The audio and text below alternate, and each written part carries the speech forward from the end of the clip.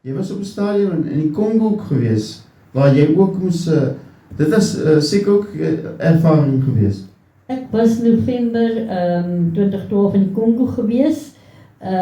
Dit was 'n wonderlike ervaring om in die buiteland te wees. Jy werk dan onder United Nations vir MONUSCO en ons was daar om half as in 'n vredes you were in a peacekeeping capacity, as ek dit so kan sê. En toe het M23 wat redelik actief is, nou weer aan die gang, hulle is maar altyd aan die gang, het toe 'n aanval op die Kongo-magte geloods en ons was half midde in die kruisvuur. En die koels het letterlik in my siekeboeg gevlieg en ek was net dankbaar dat 'n mens kan dit nie vir ander mense verduidelik nie, dat binne 10 sekondes het my brein 30 jaar teruggeskuif en ek was in Angola grens. En jy moet op jou voete dink en onmiddellik dink wat om te doen, jy moet beheer vat en jy moet die storie uitsorteer. So daai koperaals wat jou half dood gemaak het met opleiding, die PTI's soos hulle op TikTok sê wat glad nie populêr was nie.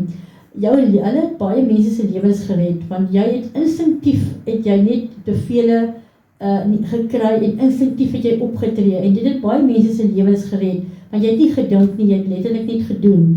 En dit is hoe die dissipline moet wees. Ja, dit is my interessant. PTI, sê gou vir hulle, wat beteken PTI? Ja, PTI is jou ouens wat jy doen met die fiksheid. So hulle probeer jou doodmaak om te kyk hoe fiks jy is. Hulle mergel jou uit. Hulle het baie maniere om jou fiks te kry. Jy moet super fiks wees, want jy's 'n soldaat. Jy moet in enige situasie kan optree. So as daai ou jou half dood gemaak het, dan het hy geslaag. Maar op die einde van die dag was ons manne super fiks.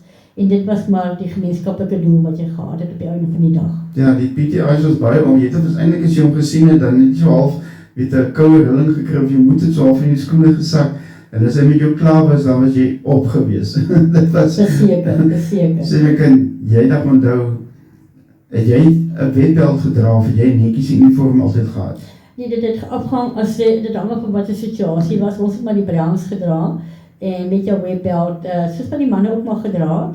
So, afhangend van die tipe werk wat jy doen en waar jy aangewend was, het jy jou uniform maar aangepas. En die manne sal onthou, ons wat in die mediese korps was, het ons nou beige ligte hemde gehad. En soos die manne ook maar, ons 'n stokkie gevat en voor jy in 'n gebou ingaan, is jou hele rug pikswart van die vlee. Dan moet jy net met die stokkie getik het, want die vlee mag nie saam met jou ingaan nie. En dan tik jy net op jou rug en dan gaan die vlee weg, dat jy net vinnig in die gebou kan ingaan, want jy en jou vlee is nou nie welkom in enige gebou nie. Die manne praat baie daaroor en sal dit altyd onthou.